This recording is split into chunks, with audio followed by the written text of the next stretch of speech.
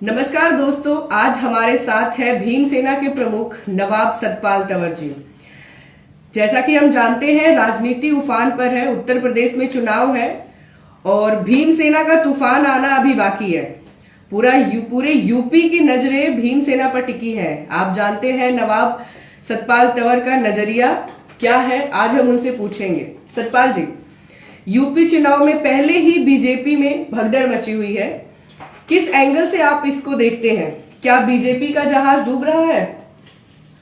हंसी आती है हमें ये कहते हुए कि बीजेपी का जहाज डूब रहा है। देखिए, बीजेपी कल भी एक मामूली सी नौका थी और आज भी एक मामूली सी नौका है।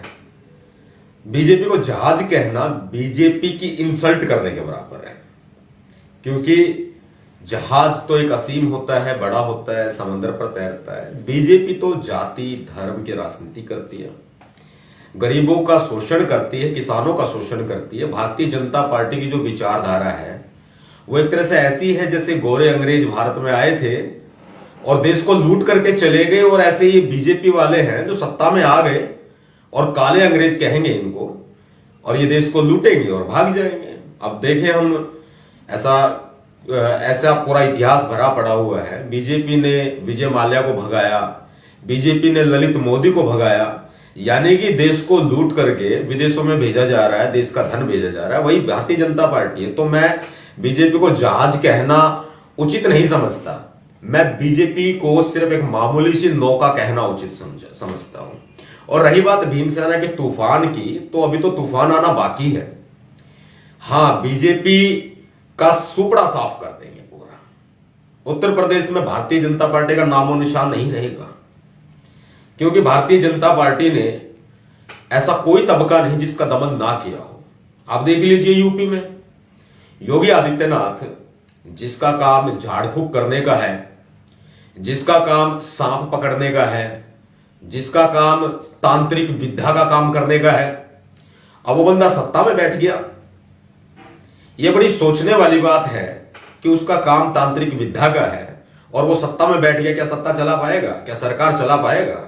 अरे देखिए, बड़ी बात कहते हैं हम आपको, विवर्स को भी, कि आप सोचिए, एक व्यक्ति जिसका कोई काम धंधा नहीं, जिसका कोई रोजगार नहीं, जिसकी कोई बीवी नहीं, जिसके बच्चे नहीं, इस बात को नोट कर लेना, और विपक्षी दल भी नोट कर ले, बीजेपी भी नोट कर ले, जनता भी नोट कर ले।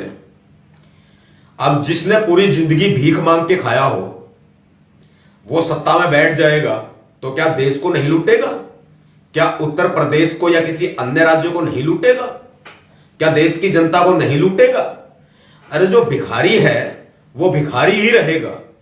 योगी आदित्यनाथ भिखारी हैं, इन्होंने भीख मांग के खाया है, भिक्षाम देही, इन्होंने भीख मांग के खाया है। इनका कोई रोजगार नहीं है।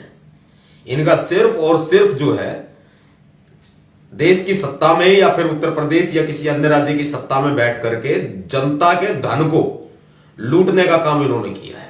फिर बात करते हैं इनकी कोई औलाद नहीं है। अरे औलाद तो जब होगी तब इनकी शादी होगी।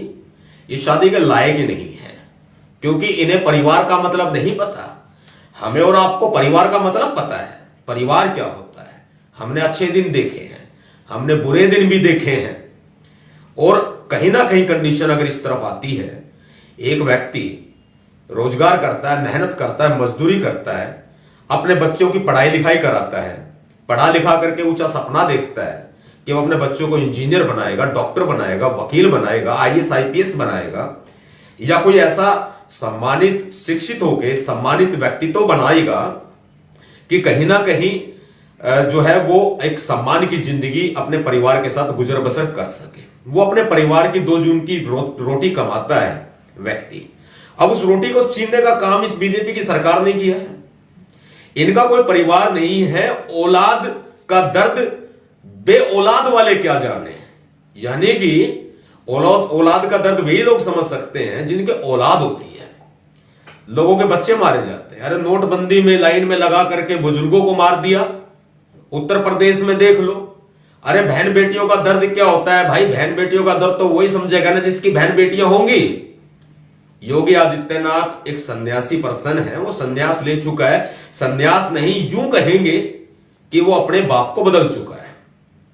ये पूरा देश जानता है, बीच बीच में बताता भी आया हूं, पूरा यूपी जानता है। देखिए, बच्चे गोद लेते सुने होंगे, बीवी बदलती सुनी होंगी, पति बदलता सुना होगा।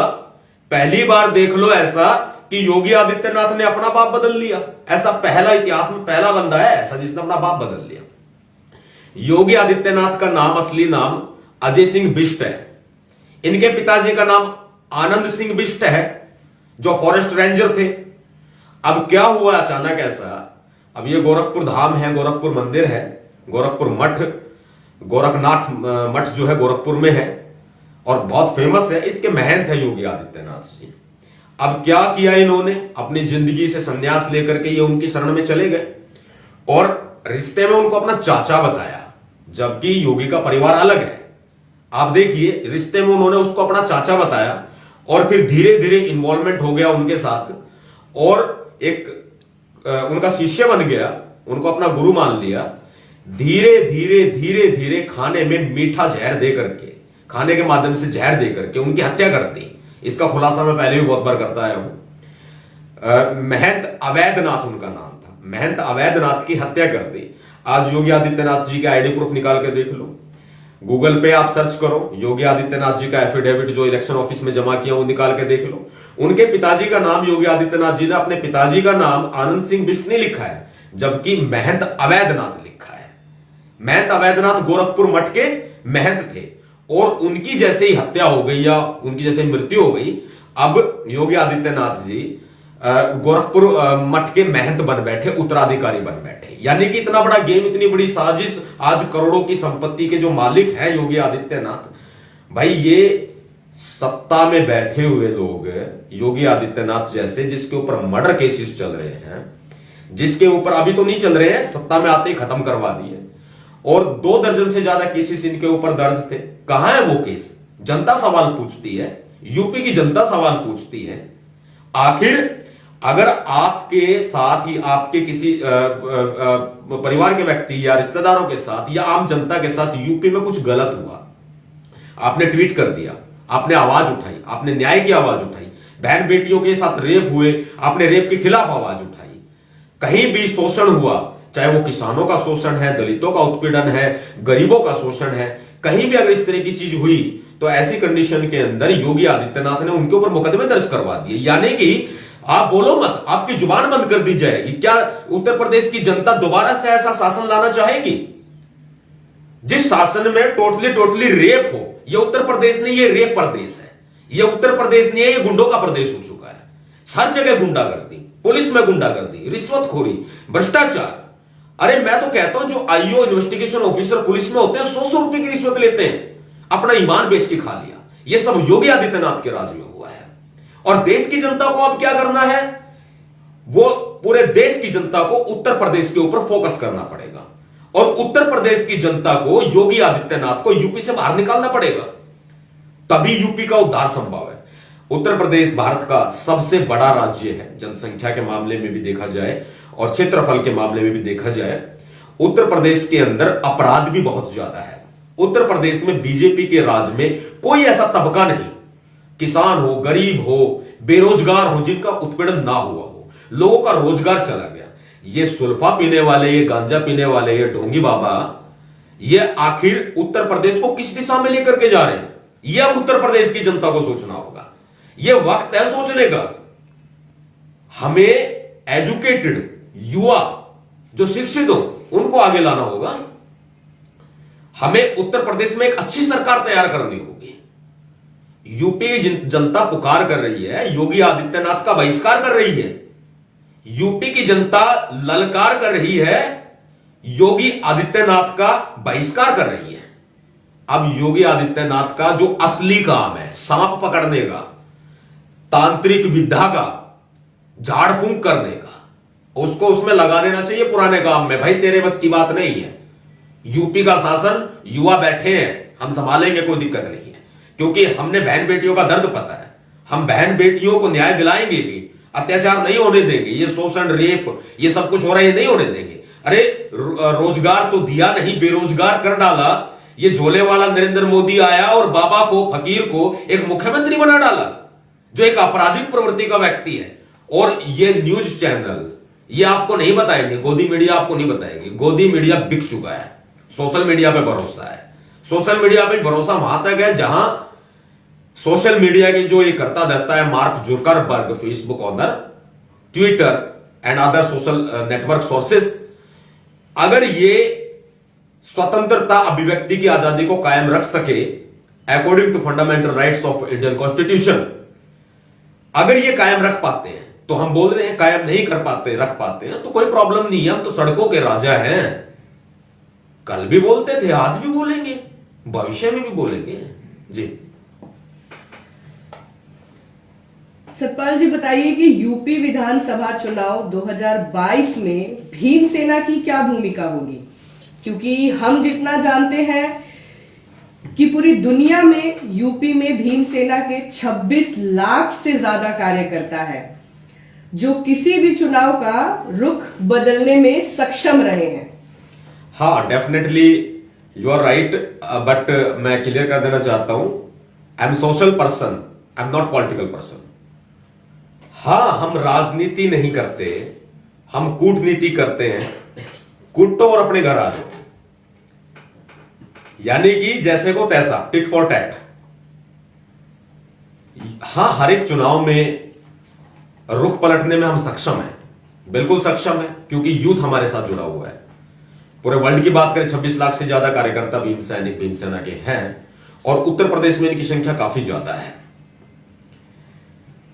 हम सड़कों के राजा हैं, सड़कों पर लड़ाई लड़ते हैं और कहीं ना कहीं चुनाव की बात करें तो एक रिस्पॉन्सिबल सिटीजन होने के नाते वोट देने का राइट हमारे पास है और हम वोट देते भी हैं। तो यूथ को डिसाइड करना होगा कि आखिर योगी आदित्यनाथ को वोट देना है कि नहीं देना। अभी मैं अपने पत्ते नहीं खोलूंगा, अभी मैं ये नहीं कहूंगा अगर मैंने पूरी फिल्म एक बार में चला दी तो कहीं ना कहीं आने वाला जो समय है, अभी चुनाव है फरवरी में, 10 मार्च को रिजल्ट भी आ जाएंगे, तो अगर पूरी फिल्म मैंने अभी चला दी तो शायद जो चुनाव का जो रुख है वो अलग अलग पॉलिटिकल पार्टीज, अलग अलग दल जो है, राजनीतिक दल, कहीं ना कहीं इस चीज का गलत फायदा उठा सकते हैं।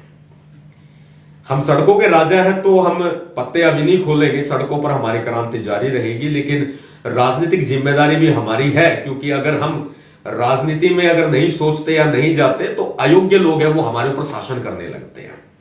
ऐसा महापुरुषों ने कहा है, आइडियल पर्संस ने कहा है। अयोग्य लोग हमारे ऊपर शासन ना करें, इसलिए हमें अपने वोट के अधिकार को भी समझना पड़ेगा और वोट हमें कहां डालना है इसकी अपील भी हम करेंगे बाकायदा। हम इसके लिए पूरी तैयारी कर रहे हैं और भीमसेना के कार्यकर्ता मेरे कहने से नहीं, लगभग 1 साल से इस पूरी रूपरेखा को बनाने में लगे हुए हैं। योगी आदित्यनाथ की हालत हमने पतली कर दी है। ऐसी हालत कर दी योगी आदित्यनाथ की जैसे उल्टी दस्त बुखार से एक मरीज उठता है और 3-4 दिन तक सही पैरों से चल नहीं पाता, वो हाल हमने योगी आदित्यनाथ का पिछले 1 साल में कर दिया है। उल्टी दस्त बुखार से भी भयंकर, मरीज से भी ज्यादा बुरी हालत योगी आदित्यनाथ की हो चुकी है। बस अब फर्क इतना है, ग्लूकोज चढ़ाएंगे, इंजेक्शन लगाएंगे और दोबारा से उसको सुला देंगे। सतपाल जी, हमारा आपसे आखिरी सवाल इसी से जुड़ा होगा कि आप यूपी चुनाव में किस राजनीतिक दल का समर्थन करेंगे? ये मुझे बताने की जरूरत नहीं है, पूरे यूपी की जनता जानती है और पूरे देश की जनता जानती है कि हम चुनाव में किसका समर्थन करेंगे। हम किसका समर्थन करते आए हैं, किसका समर्थन नहीं करेंगे, किसका समर्थन करेंगे, ये पूरे देश की जनता जानती है और पूरे यूपी की जनता जानती है। लेकिन मैंने पहले ही कहा कि हम अपने पत्ते नहीं खोलेंगे।